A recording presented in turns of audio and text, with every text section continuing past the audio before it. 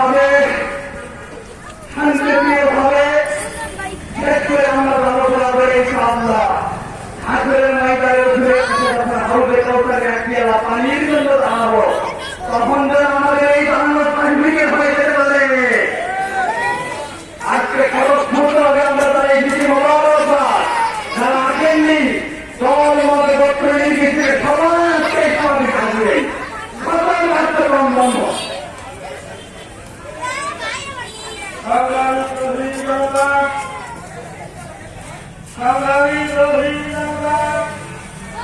আপনারা এখানে অংশগ্রহণ করেছেন,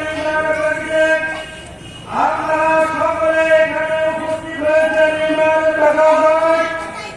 সুতরাং 5 আগস্ট 2024-এ দেশ স্বাধীন হয়েছে, এই দেশ তসলিমা মসজিদের জন্য স্বাধীন হয় নাই, এই দেশ মহান অস্তিত্বের জন্য স্বাধীন হয় নাই, এই দেশ সোহেল হাসান খালিদের জন্য স্বাধীন হয় নাই।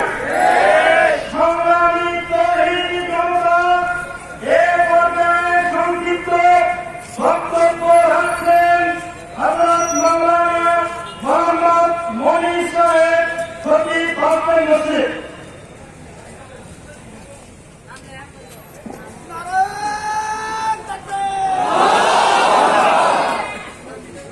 السلام عليكم ورحمة الله وبركاته. نحمده ونصلي على رسوله. أما بعد، أعوذ بالله من الشيطان الرجيم. بسم الله الرحمن الرحيم.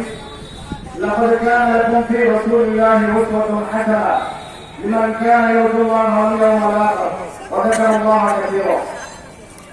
সম্মানিত তৌহিদি জনতা, আজকের এই আলোচনায় আমাদের উপস্থিত আছেন সর্বস্তরের মুসলমান ভাইরা, মুসলিয়ান গ্রাম। আমি আপনাদের সম্মুখে ছোট্ট একটি আয়াত তেলাওয়াত করেছি। এই আয়াতটি সূরাতুল আহজাব 33 নম্বর সূরা, আয়াত 21 নম্বর। আল্লাহ রাব্বুল আলামিন এই আয়াতের মধ্যে বলেছেন, বিশেষ করে সকলকে লক্ষ্য করে বলেছেন যে লাকাদ কানা লাকুম ফি রাসূলিল্লাহি উসওয়াতুন হাসানাহ। রাসূলের কাছে তোমাদের জন্য উত্তম আদর্শ রয়েছে। আল্লাহ রাব্বুল আলামিন নিজেই বলেছেন আমাদের রাসূলের কাছে উত্তম আদর্শ রয়েছে। যার কাছে উত্তম আদর্শ থাকে তাকে নিয়ে কটূক্তি করা এটা কোনোভাবেই সম্ভব হয় না। রাসূলের ব্যাপারে আল্লাহ রাব্বুল আলামিন নিজেই যখন বলেছেন তার কাছে উত্তম আদর্শ আছে, তাকে নিয়ে কটূক্তি করা, তাকে নিয়ে বিরূপ মন্তব্য করা এটা কোনোভাবেই ঠিক না। ইতিহাস সাক্ষী রাসূলকে নিয়ে যারা কটূক্তি করেছে তাদের নির্মম অবস্থা, তাদের শোচনীয় অবস্থা এটা কোরআন হাদিস তার প্রমাণ। এই জন্য আমরা সংক্ষিপ্ত আপনারা এতটুকুই বলবো যে আমাদের রাসূলকে নিয়ে যারা কটূক্তি করছে তারা সেই মুহূর্তে ফিরে আসুন, আপনারা ফিরে আসুন। আর যারা এগুলোতে অপরাধ আছে আমরা তাদের জন্য দৃষ্টান্তমূলক শাস্তির আবেদন করছি, দৃষ্টান্তমূলক শাস্তির আহ্বান জানাচ্ছি। যারা এগুলো থেকে ফিরে আসবে না আমরা তাদেরকে আগে বলে আবার ফিরেও আপনারা ফিরে আসেন। আমাদের রাসূলকে নিয়ে কটূক্তি, কোরআন রাসূলকে নিয়ে কোরআনকে নিয়ে কটূক্তি করার কোনো অবকাশ নাই। এই জন্য আমরা সকলে এগুলো থেকে ফিরে আসি এবং যারা এগুলো করছে তাদেরকে আমরা ফিরে আসার দাওয়াত দিই। আর যদি তারা সেখানে যদি বলবৎ থাকে তাহলে আমরা তাদের জন্য দৃষ্টান্তমূলক শাস্তির আহ্বান জানিয়ে আমি আমার আলোচনা শেষ করছি। আসসালামু আলাইকুম ওয়া রাহমাতুল্লাহি ওয়া বারাকাতুহু। সংগ্রামী তৌহিদি মুসলিম জনতা, ঘরে বসে থাকার সময় নাই, ঈমান নিয়ে যদি বেঁচে থাকতে হয়, যখনই আপনার আমার হৃদয়ের স্পন্দন মুহাম্মদুর রাসূল সাল্লাল্লাহু আলাইহি ওয়াসাল্লাম সম্পর্কে কোন কটূক্তি আছে, সাথে সাথে বুঝবার আপনার আমার জানল কর্তব্য। সংক্ষিপ্ত বক্তব্য পেশ করেছেন নজিরপুর সরকারি অনুষ্ঠান মসজিদের সম্মানিত খতিব হযরত মাওলানা মুফতি ইব্রাহিম সাহেব, হযরত মাওলানা মুফতি ইব্রাহিম সাহেব। السلام عليكم ورحمة الله. إن الحمد لله والصلاة والسلام على نبي بعده. أعوذ بالله من الشيطان الرجيم. بسم الله الرحمن الرحيم. لقد كان لكم في رسول الله أسوة حسنة يعني قدوة حسنة. সম্মানিত মুসলমান ভাইরা, আমরা এখানে সমবেত হয়েছি একটা উদ্দেশ্যে, সেটা হলো আমাদের কলিজার টুকরা মুহাম্মদুর রাসূলুল্লাহ সাল্লাল্লাহু আলাইহি ওয়াসাল্লামকে যারা কটূক্তি করে এদের সাথে কোনো আওয়াজ নাই। আমরা সরকারকে বলতে চাই, আপনি যদি ব্যবস্থা আপনারা করতে না পারেন আমাদের কোনো অসুবিধা নাই, আমরা নিজেরাই ইমানি দায়িত্ব এদের কান্না ফিরতে আমাদের 10 মিনিট সময় রাখবেন।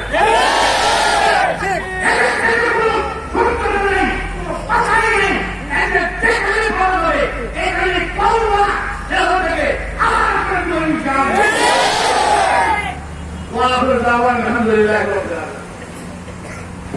সংগ্রামিত হেদি জনতা, এ পর্যায়ে সংক্ষিপ্ত বক্তব্য রাখছেন বাংলা মাদ্রাসার মুতালিম হযরত মাওলানা মুফতি মুস্তাফিজুর রহমান সাহেব। السلام عليكم ورحمة الله. الحمد لله وكفى وسلام على عباده الذين اصطفى. الحمد لله.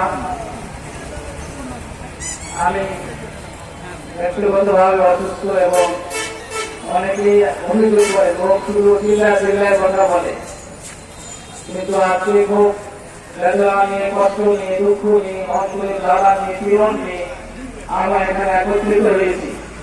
আপনারা জানেন এই বিষয়ে এর আগে সমাবেশ হয়েছে, অন্য ফ্রান্সের মেট্রো ইত্যাদি ভারতে একজন বলেছিল এখানে বারবার সমাবেশ করবো, ওরা মাঝে মধ্যে একটু উৎসাহ দেয়, মাঝে মধ্যে আমাদের নদীকে একটু কটূক্তি করে, তারপর আমাদের ইমানের বডির মধ্যে আগুন জ্বলে ওঠে, আমরা লাফাই, আমরা মিছিল করি, আমরা সমাবেশ করি। আমাদের সমাবেশের চিত্রটাকে ভিন্ন আকারে ধারণ করে এটাকে বাইরে পাচার করা হয়, আর বলা হয় এই দেশের আলেমরা উগ্র, এরা জঙ্গি, টুপিদারীরা, এরা খারাপ, এরা নষ্ট, এরা ভ্রষ্ট, এরা সমাজ বোঝে না, নীতি বোঝে না। এইভাবে আর কতদিন আন্দোলন করবেন? আল্লাহ রাসূলের জামানাতে কটূক্তি করা হয়েছিল, নবীজি এত মহামানব, এত দরদি, উনি কোনদিন কাউকে কিছু বলতেন না, আল্লাহর অপরাধীকে মাফ করতেন, জালেমকে মাফ করতেন, কবরে গিয়ে বসে জিনা করতে, কবরে গিয়ে একটা সুন্দরী নারীর সাথে, মরা লাশের সাথে জিনা করতে আমাদের নবী তাকেও মাফ করার ব্যবস্থা করে দিয়েছেন। সুবহানাল্লাহ। কিন্তু ওনাকে কটূক্তি করেছেন, নবীজি বলেছেন কে আছে তোমাদের ভিতরে যদি হত্যা করে আসবে, সাথে সাথে তাকে হত্যা করা হয়েছিল।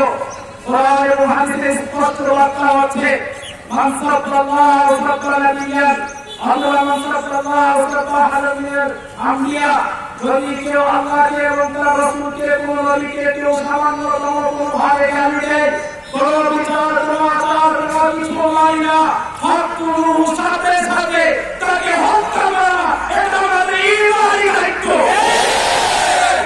সুতরাং সেই দিনে কথা বলেছি, ডক্টর ইউনূস আপনাকে চতুর্দিক থেকে সহযোগিতা করতে হবে, কারণ বাধ্য পরিবার প্রস্তুত আছি, কিন্তু আমার নবীকে কোনো আপোষ করবে না, কোনো অস্বীকৃতি করবে না।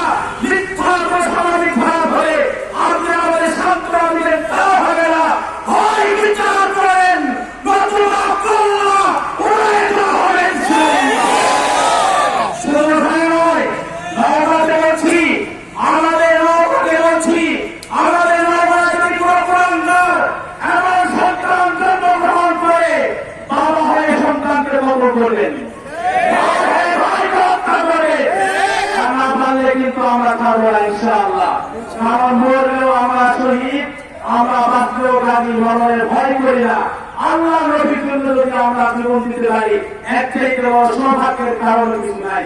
আলহামদুলিল্লাহ, আল্লাহ তাআলা আমাদেরকে সতর্ক থেকে শান্তিপূর্ণভাবে আন্দোলন করার তৌফিক দান করেন। আসসালামু আলাইকুম ওয়া রাহমাতুল্লাহ। সংগ্রামিত হিন্দু জনতা, সংগ্রামী তৌহিদি মুসলিম জনতা, এ পর্যায়ে সংক্ষিপ্ত বক্তব্য রাখছেন আজহারা বাবা মসজিদের সম্মানিত সচিব মাওলানা রবিউল ইসলাম সাহেব। نحمده ونصلي على رسوله الكريم أما بعد واعتصموا بحبل الله جميعا ولا تفرقوا। আজকের এই জনসভার সম্মানিত সভাপতি হযরত উলামায়ে কিরাম, তৌহিদি জনতা, স্পষ্ট ভাষায় বলতে চাই, বিশ্বনবী মুহাম্মদুর রাসূলুল্লাহ সাল্লাল্লাহু আলাইহি ওয়াসাল্লামের ভালোবাসার সাথে আমাদের ঈমানের সম্পর্ক, বিশ্বনবী মুহাম্মদুর রাসূলুল্লাহ সাল্লাল্লাহু আলাইহি ওয়াসাল্লামের ভালোবাসার সাথে আমাদের জান্নাতের সম্পর্ক, বিশ্বনবী মুহাম্মদুর রাসূলুল্লাহ সাল্লাল্লাহু আলাইহি ওয়াসাল্লামের সাথে ভালোবাসার সাথে আমাদের মুক্তির সম্পর্ক। সুতরাং বলে দিতে চাই, যারা বিশ্বনবীর সাথে কটাক্ষ করেছে, বিশ্বনবীর নামে ব্যঙ্গ করেছে, তাদের কোনো নিস্তার নাই। যারা মুনাফিক, তাদের নিস্তার নাই। সরকার বাহাদুরকে বলতে চাই, উলামায়ে কিরাম আপনার পাশে আছে। আপনি বুঝেছেন, উলামায়ে কিরাম যদি আপনার পাশে থাকে, আপনার শক্তিশালী হবেন। সুতরাং অবশ্যই অবশ্যই যারা বিশ্বনবী মুহাম্মদুর রাসূলুল্লাহ কটূক্তি করেছে, তাদের বিচার করতে হবে, করতে হবে, করতে হবে। দ্বিতীয় কথা, 2 নম্বর কথা হলো, মুহাম্মদুর রাসূলুল্লাহ সাল্লাল্লাহু আলাইহি ওয়াসাল্লামের নামে কটূক্তি হুজুরের জন্ম থেকেই শুরু হয়েছে। হুজুরকে বলছে পাগল, হুজুরকে বলছে গণক, হুজুরকে বলছে জাদুকর, হুজুরকে আরো বিভিন্ন ভাষা বলছে। কিন্তু আল্লাহ তাআলা বলেন, বিশ্বনবী গণক নয়, বিশ্বনবী পাগল নয়, বিশ্বনবী সাল্লাল্লাহু আলাইহি ওয়াসাল্লাম শায়ের নয়, মুহাম্মদুর রাসূলুল্লাহ হলো রহমতের নবী। আমার ভাইরা, উলামায়ে কিরামের ইতিহাস, তারা ব্রিটিশকে এই হিন্দুস্তান থেকে পালিয়েছে, ব্রিটিশের বিরুদ্ধে আন্দোলন করেছে, ব্রিটিশের বিরুদ্ধে আন্দোলন করেছে।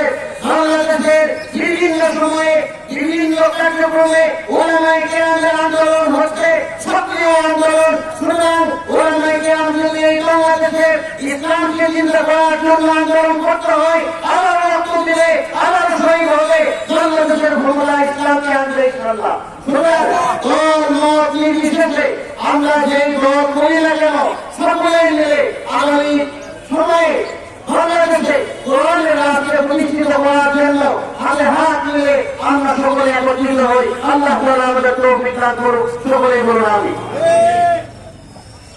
নারে তাকবীর।